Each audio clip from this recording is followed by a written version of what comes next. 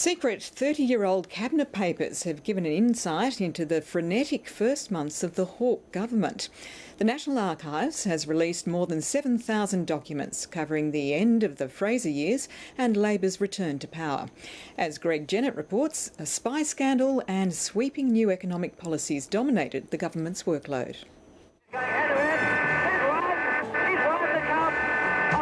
A sporting triumph unleashed national euphoria and a heady moment for a Prime Minister. I tell you what, any boss who sacks anyone for not turning up to die is a bum. But ill winds had blown for Australia through most of 1982 and 83. The economy was in recession, unemployment and inflation were both in double digits. A beleaguered Prime Minister Fraser called an election in February. His opponent quit within the hour. I believe that a drover's dog could lead the Labor Party to victory. A campaign later,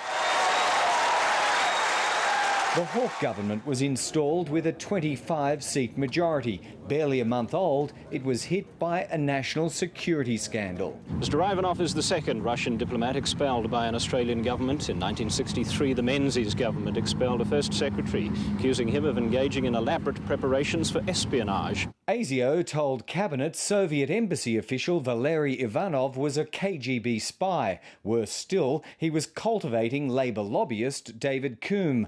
A shocked Bob Hawke acted quickly, banning ministers from any contact with Mr Coombe. There was no question in my mind that we had to be tough, decisive and immediate in our reaction. A royal commission was held. Cabinet documents released by the National Archives show security agencies got bigger budgets and a raft of new security policies were drawn up to deal with spies and defectors.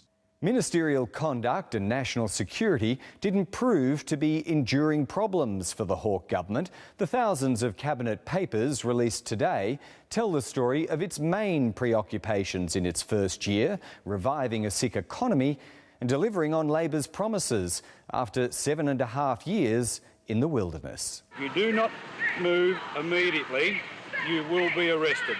The Tasmanian wilderness was a priority. With these documents and a High Court decision, the Franklin Dam was stopped.